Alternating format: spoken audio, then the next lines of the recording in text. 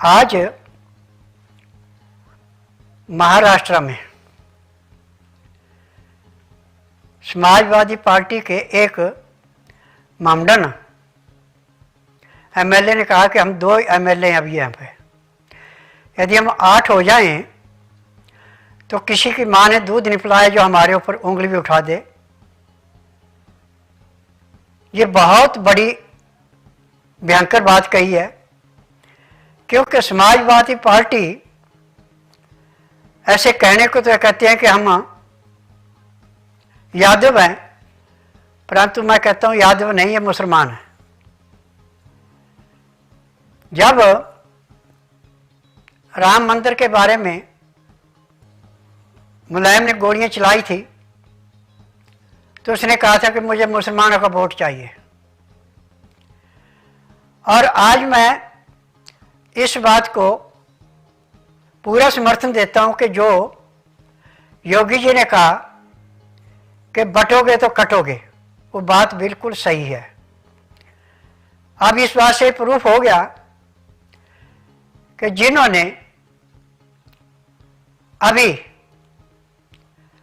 गोली चला के जिसको मारा और खुद भी अपनी टांगों में गोली खाई, तब पकड़े गए, भाग रहे थे। इस पे मुझे बहुत हिंदुओं से नाराजगी है। हम हिंदुओं में एकता नहीं है और मामडनों में एकता है। जो असली मामडन है वो भी कभी बीजेपी के खिलाफ कोई भी शब्द नहीं बोलता। और जितनी आज़ादी 2014 के बाद मुसलमान औरतों को मिली, इतनी आज़ादी आज तक किसी ने नहीं दी। और आज जब उनका जीवन सुखमय होने लगा तो उन औरतों की भी निगाह बदल गई। जिसने पूरे हिंदुस्तान को इस्लामिक देश बनाना चाहा, आज उन्हीं की पार्टी कांग्रेस है, उन्हीं की पार्टी आम पार्टी है, उन्हीं की पार्टी जितने भी बीजेपी को छोड़ के सब है। आज यदि हम इस बात पे ध्यान दें कि मोदी जी की जितनी दुर्दशा इन लोगों ने की है, इतनी भगवान किसी की न कराए। अब कांग्रेस का एक लीडर था जिसने 2014 में कहा था कि हम मोदी की तो बोटी बोटी काट के रख देंगे, और अब तो कोर्ट ने कह दिया कि हाँ इसके ऊपर जांच की जाएगी।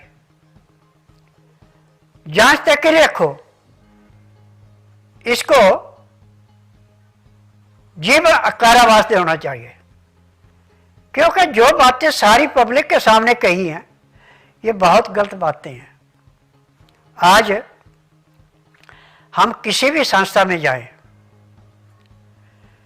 जो कुछ फायदा मोदी जी ने किसानों को, आम नागरिक को, गरीबों को दिया, ये आज तक किसी ने नहीं दिया। कांग्रेस ने तो 47 से लेके जब तक राज किया गरीबों का खून चूसा और कुछ नहीं किया। अब इनके अपने घर नहीं भरते थे तो दूसरों को क्या देते। असली जो हिंदू है, जो सनातनी है, वो कभी भी बीजेपी को छोड़ के दूसरी पार्टी को समर्थन नहीं कर सकता, और जो करेगा वो सब जयचंद है। सबसे ज्यादा बेड़ागर्क किया था जयचंद ने हिंदुस्तान का। ना उसने मामडनों को बुलाया होता, ना आक्रमण करा के मामडनों का राज करवाया होता, तो आज एक भी मामडन हिंदुस्तान में नहीं मिलता। अब वो जो मामडनों की विजातियां हैं वो आज भी हिंदुस्तान को बर्बाद करने में बैठी हुई है। हिंदुओं से नफरत करते हैं, परंतु मोदी जी, योगी जी और जो भी हमारे बीजेपी के लीडर हैं, इन्होंने कभी भी मुसलमानों को किसी किस्म का कष्ट नहीं दिया और ना ही कोई गलत बात कही। जबकि इनके जितने भी लीडर हैं, जो भी मुसलमान हैं, 2 या 3 को छोड़कर जो अपने बीजेपी में आए हैं, इनको छोड़ के किसी ने कोई अच्छा लफ्ज कहा हिंदुओं के बारे में? आज जो वक्फ बोर्ड को इतनी ज़मीनें बिना कागजों के इन्होंने हड़प रखी हैं और किसी ज़मीन पे अपना हक जताते हैं, जैसे नई संसद पे भी अपना हक जता दिया। तो ये हम लोगों को सोचना चाहिए, सनातनियों को, कि यदि हम इनको इतना बढ़ावा देंगे तो कर को ये काटेंगे ही और कुछ नहीं करेंगे। अब जो लड़के वो गोली मारी है, कैसे मारी, उसने कैसे भागा और फिर पुलिस पे गोली चलाई। और ये तो पुलिस वालों की मेहरबानी है जो कि टांग पे गोली मारी, जैसे उस लड़के को मारा था ऐसे उनकी छाती पे ही मारते तो पता लगता कि हाँ ये इंसाफ है। हमारी पुलिस भी 25% मुसलमानों से मिली हुई है, ये मैं दावे से कहता हूँ।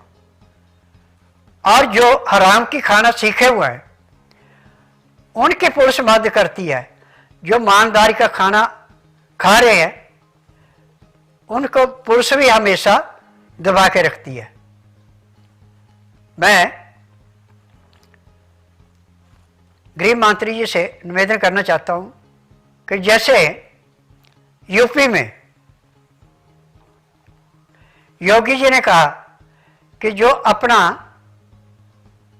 जायदाद का, अपनी आमदन का पूरे का ब्यौरा नहीं देगा उसकी तनख्वाह रोक दी जाएगी, ऐसे यदि गृह मंत्री पूरे हिंदुस्तान में सब राज्यों में इस बात को करा दे तो जितने भी करप्शन वाले हैं ये सब लाइन में आ जाएंगे। और आज यदि कहीं पे 2 आदमी में झगड़ा हो जाता है तो वहाँ से ही पुलिस पैसे लेके खाती। बीट का जो अफसर होता है सबसे पहले तो वही अच्छी छील उतारता है उनकी, उसके बाद थाने में आके बैठा के रखते हैं और फिर पूछताछ नहीं होती, फिर झूठे केस बना के केस में भी कोर्ट में भी ले जाते हैं, कोर्ट में भी इतनी सुनवाई नहीं होती। आज कोर्ट में भी ईमानदार जज बहुत कम है। अब आपने अभी पढ़ा होगा, न्यूज़ सुनी होगी कि द्वारका से एक जज को कैसे टर्मिनेट किया। आज मुझे इस बात पे अफसोस है कि न्याय की कुर्सी पे बैठ के जो अन्याय करता है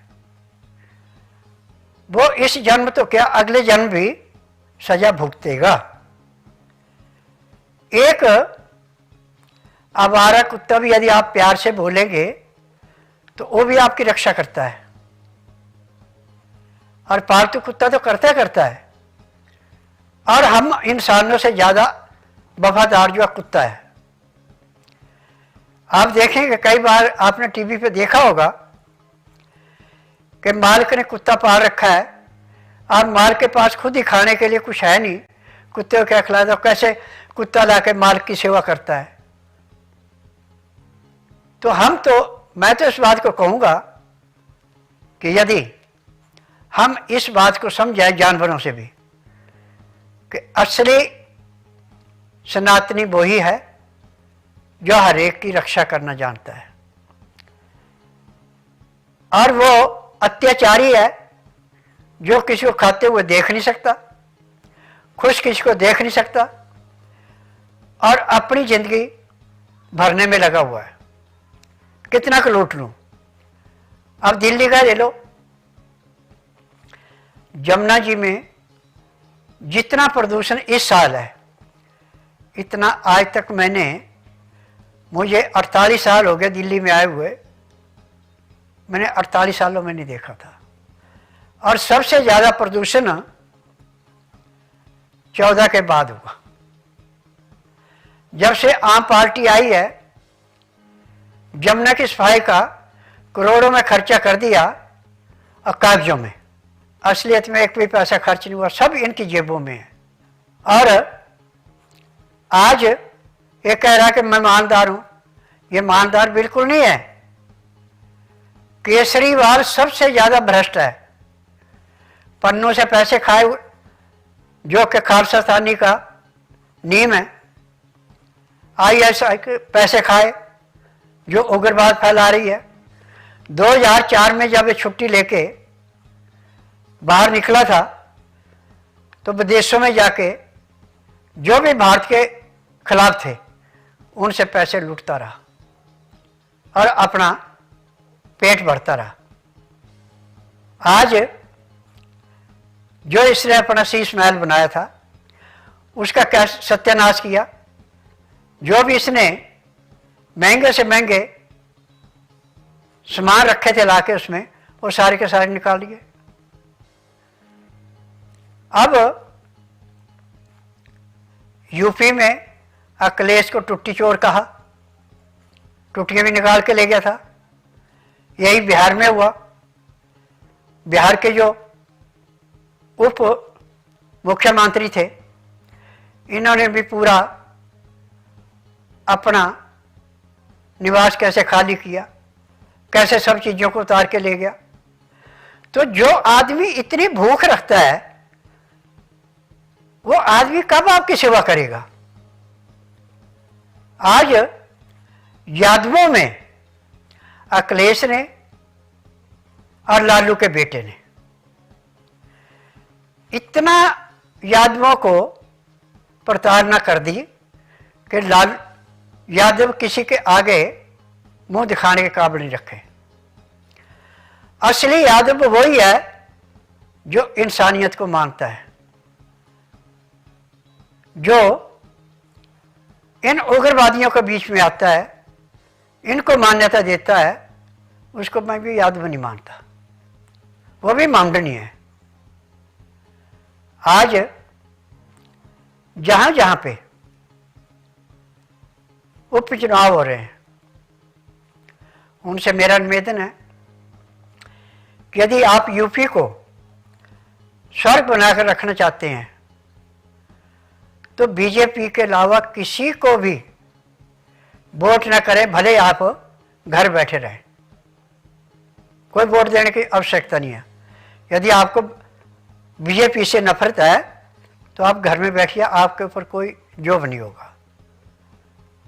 और वहां आके यदि आप यादव को वोट देते हैं तो आप भी समझो कि आप भी जयचंद हैं। जयचंद ने जैसे माउंटेनों से राज कराया हिंदुस्तान में, वैसे आप भी राज करवाना चाहते हैं। तो आपको भी कभी भी भगवान के पास सुख शांति नहीं मिलेगी, पता नहीं कितनी जूनियों में भुगतना पड़ेगा। यदि आप इंसानियत हैं, सनातन को मानते हैं, राम मंदिर से आपको प्रेरणा मिलती है, तो आप बीजेपी को ही वोट दें, बाकी किसी पार्टी को नहीं देना। अब जितने भी आज तक राज किया बीजेपी को छोड़ के, किसी की एक की विशेषता बता दें कि किसी ने 5 पैसे भी किसी किसान को दिए या किसी अच्छी संस्था काम करने वालों को दिए। और 80 के दशक में जितने भी पैसे थे, ये सारे के सारे जो हमारे देश को बर्बाद करके गए उनको दिए। मदर टेरेसा को कितनी बार सम्मानित किया इन्होंने, जबकि मदर टेरेसा ने जो हिंदुस्तान में मर्ज चलाया, इसमें पैसे देके कितने आदमियों को हिंदू धर्म छोड़ करके अपने धर्म में ले गए, क्योंकि इनका मकसद है कि सनातनियों को जितने जल्दी खत्म किया जाए उतने अच्छा है। सनातनी हर धर्म की कदर करते हैं, परंतु ये हर धर्म की कदर नहीं करते, अपने धर्म की कदर करते हैं। और चर्च में एतवार को जाते हैं, हर रोज नहीं जाते। सनातनी जो होगा वो चाहे अपने घर में मंदिर बनाया, चाहे अपने मोहल्ले में मंदिर है, उसमें प्रतिदिन जाता है, चाहे 2 मिनट के लिए जाए। और मंदिर में जाके जहाँ पे ठीक ढंग से देवी देवताओं की पूजा पाठ किया जाता है, धूप बत्ती की जाती है, आह्वान किया जाता है, विसर्जन किया जाता है, वहाँ पे जाके आदमी का मन ऑटोमेटिक बदल जाता है। आज हिंदुस्तान में एक नहीं, हमारे सैकड़ों मंदिर ऐसे हैं जिन पे मुसलमानों ने कब्जा कर रखा है। और आज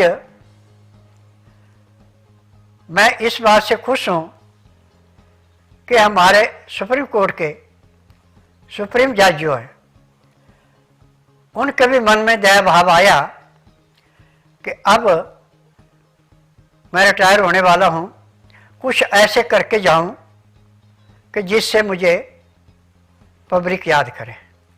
अब जो फैसले आ रहे हैं 4-5 दिन से, इन फैसलों से मैं बहुत खुश हूँ। परंतु मैं इनके रिटायर होने से पहले एक संदेश पूरी अदालतों को दिलाना चाहता हूँ कि जो तरीक पे तरीक, तरीक पे तरीक, तरीक पे तरीक देते जा रहे हैं जज, इनको इतना कह दो कि किसी के पास भी इतना नाजायज पैसा नहीं है जो कि हर रोज जजों को फीस देता रहे और कोर्ट में आके तरीक पे तरीक लेता रहे। सुनवाई करो, और कोई भी केस 6 महीने से ज़्यादा नहीं चलना चाहिए। यदि जज ठीक ढंग से सुनवाई करता है तो एक दिन में 4 से 5 केस परमानेंट समाप्त हो सकते हैं। परंतु ये होंगे तभी जब अंदर से हमारी सेंटर की सरकार करेगी और सुप्रीम कोर्ट निर्देश दे के जाएगा। और जो भी आगे 4 या 6 महीने के लिए सुप्रीम जज बनना चाहता है, उससे मैं पहले प्रार्थना कर रहा हूँ कि आप जैसे राम मंदिर का फैसला हुआ, जैसे अब जिन्होंने नजायज प्रॉपर्टी इकट्ठी कर रखी है, नजायज पैसा इकट्ठा कर रखा है, इनके सबके ऊपर एक्शन होना चाहिए। उनका देखो कि उनका आय का साधन क्या था, कितना होना चाहिए था, उतना ही रहना चाहिए, उससे फालतू नहीं। जो भी फालतू हुआ उसको गवर्नमेंट के खाते में डलाओ, क्योंकि हमने आज तक देखा, चाहे किसी भी सरकार आई, उसने कभी भी झूठे वायदे किए, सच्चा वायदा कोई नहीं किया। आज उद्घाटन कर दिया किसी रोड का, वो 15-15, 20-20 साल भी रोड नहीं बना। जब ममता बनर्जी रेल मिनिस्टर बनी थी तो इसने कितनी रेलों के पटरियों का उद्घाटन किया, परंतु कोई नहीं बनी थी। आज बीजेपी आने के बाद कैसे बन रही है। और उस टाइम बिजली भी उसी गांव में जाती थी जहां पे कांग्रेस की अच्छी पकड़ थी, और जहां कांग्रेस की पकड़ कम थी वहां पे बिजली नहीं गई थी। परंतु आज मोदी जी ने घर घर बिजली दी है। 75 सालों में जहां बिजली नहीं थी, आज वहां दिन रात जगमगा रही है। और दिल्ली के अंदर तो यह हाल है कि स्ट्रीट लाइटें जो लगाई जाती हैं, जहाँ सार्वजनिक स्थान है, वहाँ के जो काउंसलर है वहाँ की लाइटें बंद करा देते हैं। अब मैं अपने कोटला बिहार फेज साइकिल की बात कर रहा हूँ कि मंदिर से 4 लाइटें आगे से बंद करके पीछे तक 20 लाइटें बंद कर रखी हैं, अंधेरा रहे वहाँ पे किसी को पहचान नहीं लगे कि यहाँ पे कोई संस्था रहती है। और यदि कभी किसी ने फ़ोन कर दिया तो एक दिन के लिए लाइट जलती, दूसरे दिन फिर बंद हो जाती थी। अब मेरे मंदिर के पास की जो लाइट है इसको बंद हुए 3 साल हो गए। कभी को फ़ोन करके 1 या 2 दिन के लिए जलाता है, उसके बाद फिर बंद हो जाती है। और जितनी भी नालियाँ बनाई हैं, ये नालियाँ सिंगल ईंट की बना रखी, जबकि डबल ईंट की होती थी। कांग्रेस का जब सरकार था शीला जी की, तो नालियाँ जितनी बनी थी वो डबल ईंट की बनी थी, अब सिंगल ईंट की बन रही है। और उनमें जो मसाला है वो भी 1.15 का लगाया जा रहा है, जबकि एक 6 के मसाले से चुनाई होती है पानी के, जहाँ भी भाव है। एक 4 की होती है, एक 6 की होती है, परंतु यहाँ पे वो नहीं। और मैंने रोड से 6 फुट ऊंचा लेंटर था डाला हुआ नाली के ऊपर, और 3 फुट चौड़ी नाली थी उस टाइम में। अब नाली भी सारी 1.5 फुट है चौड़ी, और उसमें जितने 82 फुट पे मेरा कब्जा था, उसमें ना तो नाली के ऊपर वो लेंटर डाला इन्होंने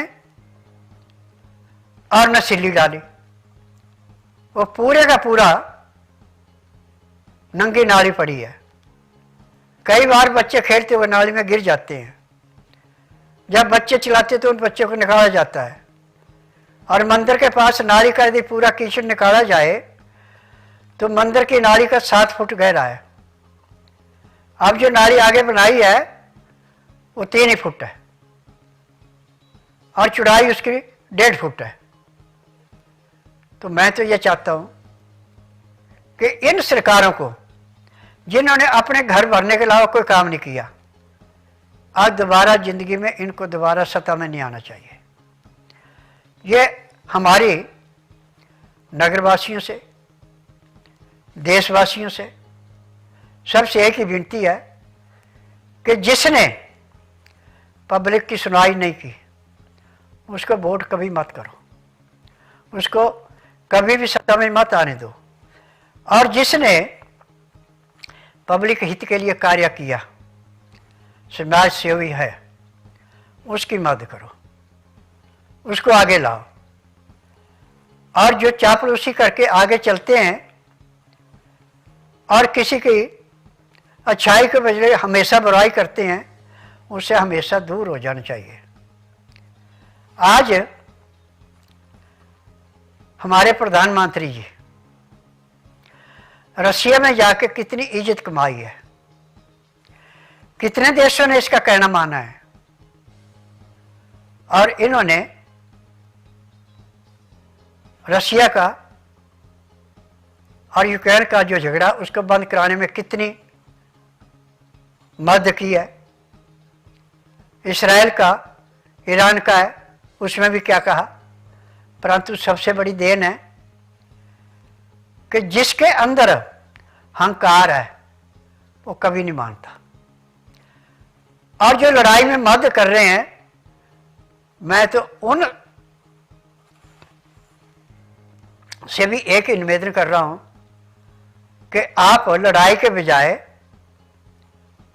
संधि करो, प्रेम भाव से रहें। जो आप अपना असला देके लड़ाई करा रहे हैं और निर्दोष लोगों को मरा रहे हैं, इसमें आपको भी शरीर छोड़ने के बाद सजा भुगतनी पड़ेगी। अब आपने पुनर्जन्म कितनी प्रोग्राम देखे होंगे, कितनी कथाएं सुनी होगी इंसान वही दोबारा जन्म लेता है जिसकी कुछ करने की हिम्मत होती है। और जो किसी के द्वारा मारा गया, किसी भी ढंग से मारा गया, वो जन्म लेने के बाद जब पिछले जन्म की याददाश्त आती है तो कैसे जाके कहता है कि हाँ इसने मेरे साथ ये किया था, और उसके बाद कोर्ट कैसे उसको सजा देता है, और जहाँ पे उसका शरीर दबाया गया था उसको कैसे निकलवाता है। तो मैं तो यही कहूँगा कि जिसने भी गलत रास्ते पकड़े हो, गलत रास्तों छोड़ के अपने सही रास्तों पे आ जाएं, क्योंकि आज पूरे संसार के अंदर प्रेम भाव का तो नाम ही नहीं रहा। प्रेम भाव था 1960 से कम होना शुरू हुआ, इस तक प्रेम भाव था एक दूसरे का।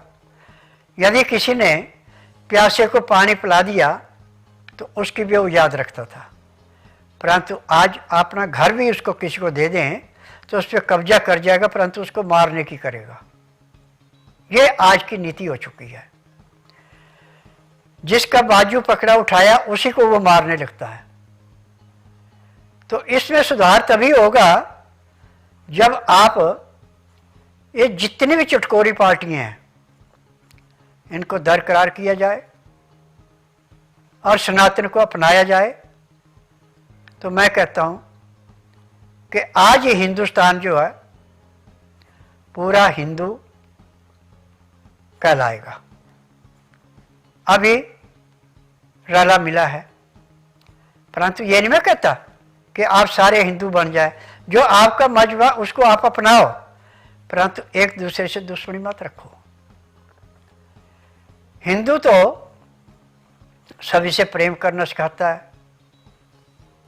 इसके मजहब में कोई गलत काम करना लिखा ही नहीं है, परंतु कृष्ण भगवान ने कहा था कि मेरे एक हाथ में बांसुरी है तो दूसरे में सुदर्शन चक्र भी है। जब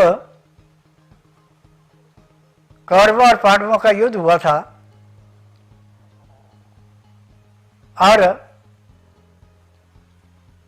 जब धृतराष्ट्र के बेटे ने कहा था कि पांडवों को मैं सुई के बराबर नहीं दूंगा, तो श्री कृष्ण भगवान ने जब उसको कहा था कि 5 ही गांव मांगे हैं मैंने, ज़्यादा तो नहीं मांगा, और मैं उसी में उनको मना दूंगा, तो नहीं, तो कैसे उसकी दुर्दशा हुई। और कितने 18 दिन में ही कितनी जनसंख्या घटाई। यही काम आज कांग्रेस, समाजवादी पार्टी, लालू की पार्टी, ममता की पार्टी कर रही है। और आज तक किसी भी राज्य को देख लो, सब जगह जैसे ही किसी भी मुख्यमंत्री पे केस बनता और रिजाइन दे देते थे, परंतु दिल्ली में इतने दिन जेल में रहने के अंदर भी उसने रिजाइन नहीं दिया, जो अपने आप को बहुत बड़ा ईमानदार कहलाता है, केजरीवाल जी। और बाहर आके जब रिजाइन दिया तो उसके बाद अपने शीश महल से जितनी भी कीमती चीज़ें सारी उठा के ले गया। ये कहाँ की इंसानियत है। और माँ बाप को साथ रख के उनकी भी दुर्दशा कर रहा है। यदि इसके अंदर इंसानियत होती तो अपना मकान बना के रहता, दुनिया का पैसा लुटेर के इतनी बर्बादी नहीं करता। कोरोना में जो असली मुख्यमंत्री का निवास था उसको तोड़ दिया, कितने पेड़ काटे, कितना क्या किया, और खाली होने के बाद भी कहते मैंने खाली कर दिया, चाबी अपने पास रखी, और सारा सामान ये तो अतीशी का सामान जा रहा है और अपना सामान था। अब इसमें जो दिल्ली के अंदर प्रदूषण है, ये सारे का सारा प्रदूषण ज्यादा कर पंजाब से आ रहा है। कुछ आदमी हमारे ऐसे हैं जिन्होंने हरियाणा में भी गलती की है, परंतु जब उनके ऊपर केस बने तो अब वो पछता रहे हैं। यदि आप इस प्रणाली का उच्च प्रयोग करें, ये भट्ठों में भी चल सकती है, ईंट पकाने के लिए भी काम कर सकती है। इसका गोबर गैस प्लांट जैसे लगाया जाता है, ऐसे प्लांट बना के इससे भी कमाई की जा सकती है, परंतु होगी तभी जब वहाँ की सरकार चाहेगी। जब सरकार ही बेईमानी करेगी, शराब के नशे में रहेगी, तो कहाँ से होगा। अब मान जी पक्के शराबी हैं। आपको पता होगा कि बाहर के देश से जहाज में बैठती दफा इसको कैसे उतार दिया था। शराब के नशे में सफर कराना या सिक्योरिटी वालों को उसको अनुमति देना एक महान मूर्खता है। शराब भी बिल्कुल ना अपने आप पे होता है, ना परिवार का होता है, ना किसी मिलने वाले का होता है। शराब भी अपनी धुन में होता है, कोई भी गलत काम कर दे कहता है नशे में हो गया, और इसकी सुनवाई कोई नहीं। आज मुझे एक बात का दुख है कि केजरीवाल जी अन्ना हजारे के पास जब बैठे थे, कहते मैं तो इतना ईमानदार बनूंगा कि मैं पहले आते ही लोकपाल युक्त करूंगा। तो इसने लोकपाल युक्त क्या किए कि दिल्ली का और भी बेड़ा गर्क किया, मंदिरों को तोड़ाया, मस्जिदों में पैसे बांटे, और कोई इसके पास चला गया तो वहां से डिमांड कर दी कि पहले इतना पैसा दो तब काम होगा। और मैं तो ये कहता हूं दिल्ली वासियों से, फरवरी में या मार्च में जब भी इलेक्शन हो तो इनको एक भी वोट नहीं दिया जाए, सबकी जमानतें जब्त होनी चाहिए। और इसमें बीजेपी की सरकार बन गई तो जो भी मुख्यमंत्री बनेगा वो दिल्ली को दोबारा अपनी अच्छी पोजीशन में ला सकता है। और इसके राज में थोड़ी सी बारिश होगी तो जो पैसा खर्च किया कि मैंने सफाई कर दी, पैसा कागजों में खर्च हुआ, असलियत में खर्च नहीं हुआ। हम जिस डिपार्टमेंट के पास जो काम आता है, यदि उससे सिर्फ खाना पूर्ति कराई जाएगी, पैसा नहीं दिया जाएगा तो काम कहां से करेगा। और टीवी पे ऐसे नहीं बोल सकता कि यदि हम बोलते हैं तो हमारा रिस्क खत्म हो जाएगा। जितने भी डिपार्टमेंट इसके अंदर थे उनमें किसी में कोई काम नहीं हुआ। स्कूलों की दुर्दशा देख लो कितनी बुरी है। जहां पे लैट्रिन बाथरूम थे वहां पे कमरे दिखा दिए। ये केजरीवाल की देन है। अब केजरीवाल को लो, सिसोदिया को लो, सत्येंद्र जैन को लो, किसी को भी लो, और ये कहता है मैंने सबके कागज चेक कर लिए।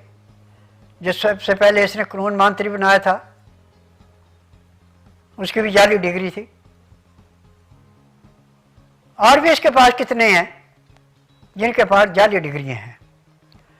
और मोदी जी के साथ जो इसने पंगा लिया था कि जाली डिग्री है, उसमें कैसे भागता फिर रहा है, तरीक पे नहीं जा रहा है।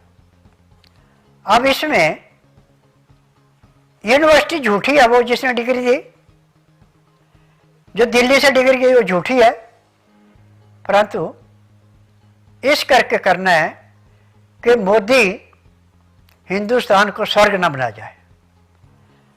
और मोदी के होते हुए हिंदुस्तान तो स्वर्ग बनेगा ही बनेगा, इसको दुनिया की कोई ताकत नहीं रोक सकती। और आज हिंदुस्तानी यदि कहीं भी जाके कहता है कि मैं हिंदुस्तानी हूं तो उसका कितना इज्जत मान किया जाता है, जबकि कांग्रेस के राज में हिंदुस्तान की इतनी कदर नहीं थी। और जो महारानी थी यही सारे फैसले करती जब तक मनमोहन जी रहे। एक भी फैसला ऐसा बता दे मनमोहन कि मैंने अपनी इच्छा से किया है। और महारानी का शहजादा जिन्होंने एक कानून बनाया था जिससे बच सकता था, वो कैसे फाड़ के फेंका। तो आप इसी से अंदाजा लगा सकते हैं कि कांग्रेस कितनी करप्ट है। और इसके जितने भी सांसद हैं, एमएलए हैं, और इसके किए हुए भर्ती किसी भी डिपार्टमेंट में है, ये बिना रिश्वत के कोई काम नहीं करते थे और सरेआम रिश्वत मांगी जाती थी और बता दिया जाता था कि ऐसे रखो और यहां रखो और अपना काम करा लो। आज जो उस टाइम के मुलाजिम हैं, अब इनके भी थोड़े थोड़े कान खुलने लगे हैं कि पकड़े गए तो नौकरी से भी गए, तो अपने बचाव में बहुत कुछ कर रहे हैं। परंतु मैं मोदी जी से एक निवेदन करना चाहता हूं कि जो भी 20 साल या 25 साल की नौकरी कर चुका है, उनसे उनकी सारी, जैसे यूपी में योगी जी ने पूछा कि आपकी जायदाद कितनी है, जब लगे कितनी थी, अब कितनी है, ऐसे इन सिविल सेंटर वालों से पूछा जाए तो मैं दावे से कह सकता हूं कि 70% ऐसे निकलेंगे जो कि आमदन से 10 गुना उनकी प्रॉपर्टी है। यदि इन पे सेंटर थोड़ा सा ध्यान दें तो मैं कहता हूं कि अब जब तक हमारे करप्ट आदमी अंदर नहीं आएंगे तब तक हिंदुस्तान से बीजेपी पार्टी को कोई नहीं हरा सकता। और अब जो ये 240 सीटें आई थी, इसमें हमारी कमी थी कि जब वे झूठ बोलते थे हम इतना देंगे, घटाघट देंगे, फटाफट देंगे, यदि उसी टाइम मीडिया में आपने निकलाया होता कि झूठे वादे फलानी जगह देखो वहाँ का, जब वो पब्लिक देखती, न्यूज़ सुनती, तो अपने आप ही इनकी सीटें घटती। और अब तो मैं कहता हूँ कि 2027 के बजाय 2029 में ही पूरे हिंदुस्तान का इकट्ठा इलेक्शन कराए, लोकसभा का भी, राज्यसभा का भी। जितने भी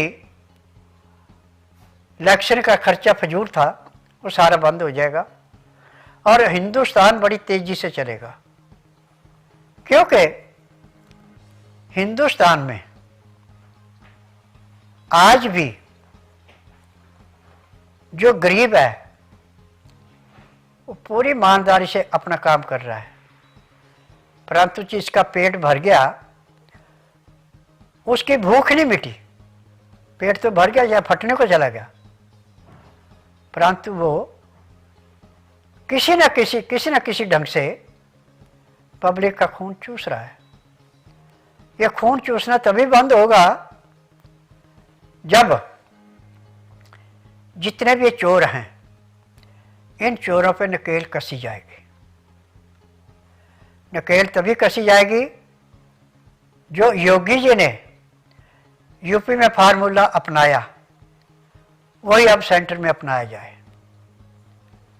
और आज जहां जहां पे कांग्रेस की सरकारें हैं, वहां पे कैसे कैसे उल्टे सीधे कानून बनते जा रहे हैं, और जिसके द्वारा गरीब तो अति गरीब होता जा रहा है और भ्रष्टाचारी जो है अमीर होता जा रहा है। अब हरियाणा में जब हुड्डा की सरकार थी तो इसने कितनी जमीनें किसानों से छीनी और महारानी के दामाद को दी। और आज उसी की सज़ा भुगत रहे हैं। यदि ऐसा गलत काम न किया होता तो हुड्डा जी आज भी सरकार पे आ सकते थे, परंतु अब तो ये समझो कि आखिरी सांस तक सरकार में नहीं जा सकते, क्योंकि जो कुछ बीजेपी ने हरियाणा की पब्लिक को दिया वो आज तक किसी ने नहीं दिया।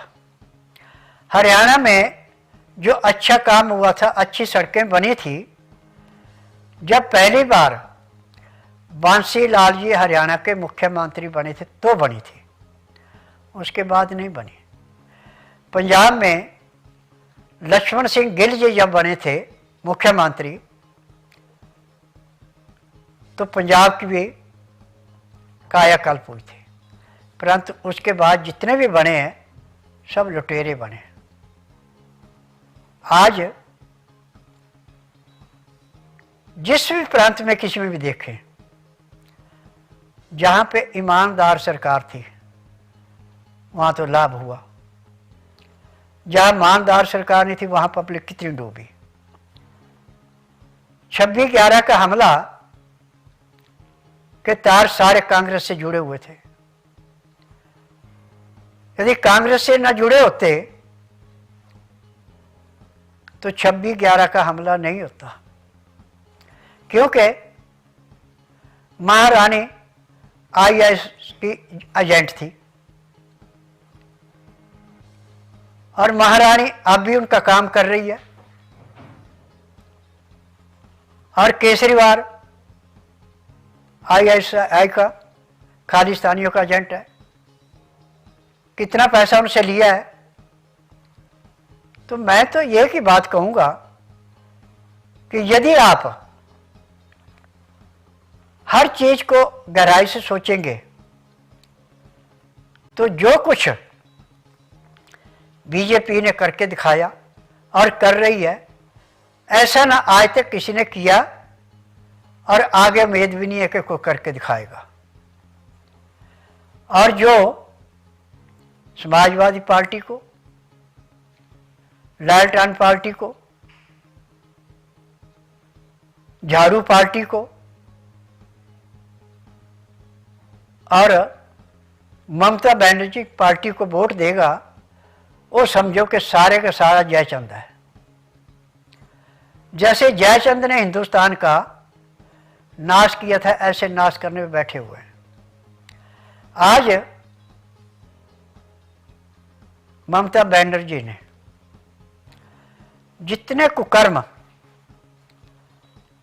जितनी बेईमानी हिंदुओं के साथ बंगाल में की है, शायद इतनी बेईमानी आज तक पूरे हिंदुस्तान में किसी और पार्टी ने की होगी। DMK ने चाहे जो मर्जी किया, परंतु इस जैसे अत्याचार नहीं किए। आज पूरे संसार के अंदर जहां भी कोई किसी किस्म का झगड़ा हो रहा है, उग्रवाद फैल रहा है, रोहिंग्यों को बसा रहे हैं, बांग्लादेशियों को बसा रहे हैं, ये बीजेपी को छोड़ के सारे हैं। यदि दिल्ली के अंदर आधार कार्ड चेक किए जाएं, इनके राशन कार्ड चेक किए जाएं, इनके दादे तक की पहचान की जाए, तो जितने भी झुंगी झोपड़ियों वाले हैं ये सारे को रोहिंग्या और बांग्लादेशी मिलेंगे। और इन्हीं के पीछे केजरीवाल कूद रहा कि मैं दोबारा सत्ता में आऊँगा। परंतु केजरीवाल जी, मैं आपसे ये चैलेंज कर रहा हूँ कि अब की बार तो आपकी जमानत भी जब्त होगी, चाहे आप किसी भी कोने से खड़े हो जाइए, क्योंकि जितने कुकर्म और जितने घरों को बर्बाद आपने किया, आज तक किसी ने किया। जो सरकारी दुकानें थी शराब की, वो भी सब प्राइवेट बना दी। एक के पीछे एक बोतल देते रहे आप,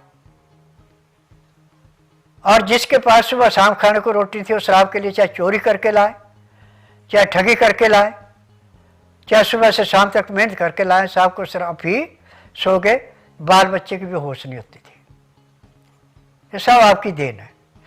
और जिन जिन को लाइसेंस दिए उनसे कितनी करप्शन की। अब तेरे सारे पैसे का हिसाब लगाया जाए तो कई लाख करोड़ों में आपने घपला किया है। और अब क्या कहते हैं कि मैं 3 करोड़ का देनदार हूं। आप देनदार नहीं हैं, आपने सब जगह से इतना लूट रखा है, इतना दबा रखा है कि जिसकी गणना नहीं की जा सकती। और आज भी यदि सीबीआई छापा मार के जितने भी आपके नुमाइंदे इनका तलाशी की जाए तो आज भी आपके पास करोड़ों रुपए मिलेंगे घर में। आज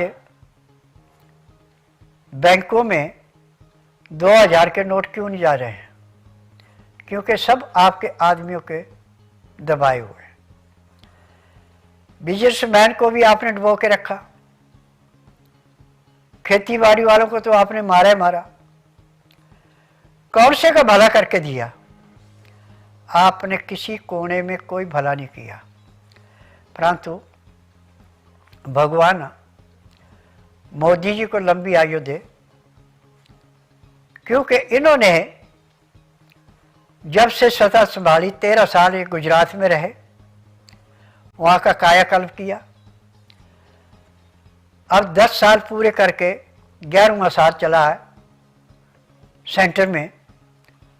तो इसने, चाहे आप अपनी पार्टी के चाहे अपोजिशन के हैं, जितनी मदद सेंटर से हो सकती उतनी कर रहे हैं, परंतु वो पैसा बंगाल में तो गरीबों के बजाय जो टीएमसी के अपने नुमाइंदे हैं उनके पास 2-2, 3-3 मकान है, उनको भी पैसा मिला, परंतु गरीब को पैसा नहीं मिला। अब जब इंक्वायरी चली और जिनके नाम से पैसा देना था उनको पैसा नहीं मिला तो आप पोल खुलने लगे और अपने आप को कहती है कि मैं सैंडल में चप्पल में चलती हूँ, सफ़ेद साड़ी पहनती हूँ। आपके कुकर्मों का जवानी के टाइम का यदि मैं व्याख्या करूँ तो सालों में करूँगा तो भी तेरी हिस्ट्री पूरी नहीं होगी। परंतु दुख की बात है कि आप भी दल बदलू है। आप बीजेपी में रही तो भी आपने कोई अच्छा काम नहीं किया। वो उद्घाटन कर देती थी परंतु वो काम नहीं होते थे। कांग्रेस में थी तो भी आपने ऐसा किया। एक बार नंदपुर साहब में प्रकाश सिंह बादल के साथ वहाँ पे भाषण देने गए तो प्रकाश सिंह बादल ने कहा कि बंगाल की शेरनी अब आपको कुछ बताएंगे। तो भी आपने वहाँ पे गरीबों को दबाने का और अमीरों को अमीर बनाने का भाषण दिया था। यदि आज यूट्यूब पे सारी चीज़ें मिल जाती हैं, एक एक लीडर की, लीडर बनने से लेके आज तक की हिस्ट्री देखी जाए तो टीएमसी में, समाजवादी पार्टी में, कांग्रेस में, बहुजन पार्टी में, सीपीएम में, किसी में भी एक भी लीडर की हिस्ट्री अच्छी नहीं मिलेगी, गंदगी में पड़ी हुई मिलेगी। परंतु जो बीजेपी के हैं इनकी हिस्ट्री किसी की भी इतनी गंदी नहीं मिलेगी जितनी कि इन और पार्टियों की थी। परंतु मोदी के आने के बाद जो हमारे बीजेपी के लीडर हैं उनके अंदर जो देश भाव था उसमें भी परिवर्तन आना शुरू हो गया। वो भी अब उतना अब शब्द नहीं बोलते जितने पहले बोल देते थे, क्योंकि मोदी जी ने एक ही बात कही थी, न खाऊंगा न खाने दूंगा। और जो इन्होंने काम किया है यदि किसी को 1 रुपया भेजा तो रुपया का रुपया पूरा मिला, उसमें 1 पैसा कम नहीं मिला। और कांग्रेस के राज में और ये भी कहते थे कि यदि मैं 1 रुपया यहाँ से डालता हूँ तो जिसको देना है उसको 15 पैसे मिलते हैं, 85 पैसे तो रास्ते में ख़त्म हो जाते हैं। अब ये बीजेपी के राज में नहीं है। और बीजेपी ने एक सबसे अच्छी सुविधा कर दी कि आपको बैंकों में पैसा निकलवाने के लिए, पैसा जमा करवाने के लिए भीड़ में नहीं लगना पड़ता, लाइन में नहीं लगना पड़ता। आप घर बैठे ही सारा काम करवा लेते हैं, आप मोबाइल पे सारा काम हो जाता है। तो ये तभी हुआ जबकि मोदी जी के अंदर राम भगवान की, कृष्ण भगवान की देन है। इनके जो संस्कार इनको मिले हैं, उन संस्कारों ने मोदी जी को भगवान का रूप दिया है। आज किसी भी देश में मोदी जी जाएं, देखिए इसका कितना आदर सत्कार होता है। आज तक ये बताएं कि जब तक भी मनमोहन जी कहीं भी गए किसी भी देश में तो इतना इज्जत मान होता था? वो तो सभी देश वालों को ये पता था कि ये तो एक रबड़ की स्टैंप है, महारानी जो करेगी स्टैंप भी वही करके जाएगी, जो महारानी ने लिख के दिया है वही करेगा, उसके अलावा कुछ नहीं करेगा। परंतु मोदी जी को आज को ये कह के बता दें कि मोदी जी ने किसी से हेल्प मांगी हो, उल्टी हेल्प की है। कितना कर्जा था उस टाइम जब 2014 में मोदी जी आए थे, तेल वालों का, दूसरी कंपनी वालों का। और उस टाइम लेबर को तनख्वाह कितनी मिलती थी? एक राज मिस्त्री की 5 रुपए दिहाड़ी होती थी कांग्रेस के सरकार में, और लेबर वाले की 2 रुपए दिहाड़ी होती थी। आज राज मिस्त्री की 700 और 800 रुपये दिहाड़ी है, और मजदूर की 500 रुपये दिहाड़ी है, 600 रुपये दिहाड़ी है। तो यदि महंगाई बढ़ी है तो उसका पैसा भी बढ़ा है। कांग्रेस के राज में महंगाई तो खूब बढ़ी, परंतु किसी मजदूर का पैसा नहीं बढ़ा। अब शहजादा जी बोलते हैं कि मैंने ये कर दिया, वो कर दिया। अब जो इतने कांड पश्चिमी बंगाल में हुए, इसमें शहजादे की बहन गई कभी? जहां पे कोई भी कुकर्म हुआ, यदि बीजेपी की पार्टी में हो तो बीजेपी तो उस पर लेती है, तो वहां जाके छाती ठोक के कहते हैं हम तो ये करेंगे वो करेंगे। परंतु जहां पे इनकी सरकारें कुकर्म कर रही है वहां कुछ नहीं। अब राजस्थान में गहलोत ने क्या क्या नहीं कराया। शिव जी का मंदिर तोड़ाया, बहुत पुराना तोड़ाया। गरीबों का नाश हद से ज्यादा किया। कहने को तो ये वहां का मुख्यमंत्री था, परंतु करता वो ही था जो महारानी कहेगी, उसके अलावा कुछ नहीं। और आज भी जो असली हिंदू है वो तो महारानी को छोड़ के या घर बैठ गया, दूसरी पार्टी में चला गया, और जो जयचंद है वो इसके साथ चिपटे हुए हैं। और सबसे बड़ा जयचंद आजकल हिमाचल का मुख्यमंत्री सुखू। जब इसने कहा था कि मैं ये काम करूंगा, कोई ने काम किया। और सबसे अच्छा काम इसने ये किया कि जिसके घर में लैट्रिन बनी है उसके एक सीट के ऊपर 25 रुपए टैक्स लगा दिया। बहुत अच्छा काम किया। और रोडों का हाल देखो अब क्या हो रहा है। जहां जहां पे सुखों के अंडर रोड हैं, उन रोडों की दुर्दशा देखो और कितने रोड बंद रहते हैं। अब गाड़ियों के बारे में तो खैर मुझे 48 साल हो गए, मैं हिमाचल में गया ही नहीं। अब क्या हाल है। पहले थोड़े दिन जब 77 से लेकर 80 तक बीजेपी की सरकार आई थी तो रोडों पे बड़ा अच्छा ध्यान दिया गया था।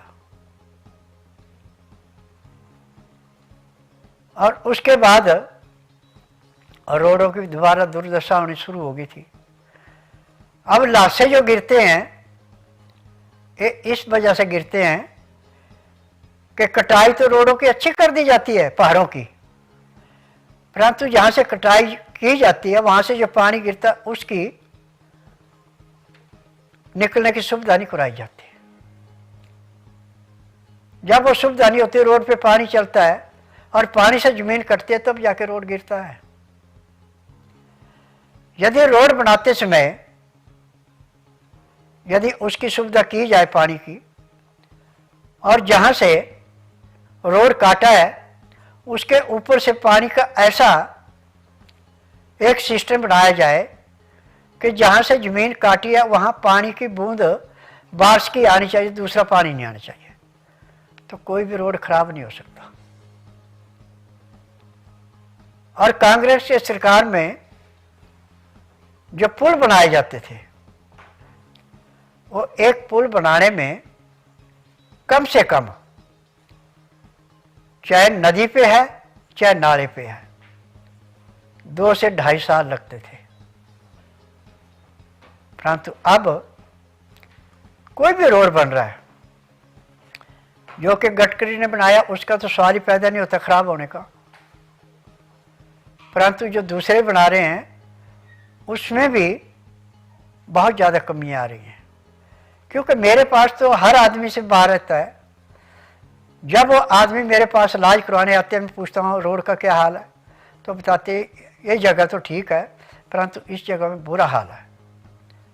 तो मैं तो हर आदमी से एक निवेदन करूँगा कि अब बीजेपी को छोड़ के दूसरी पार्टियों में जाना बिल्कुल भूल जाएं, यदि आपने सुखी जिंदगी जीना है। यदि आपने नरक की भोगना है तो आप जयचंद बन के रहो। अब घर बैठे अपना और अपनों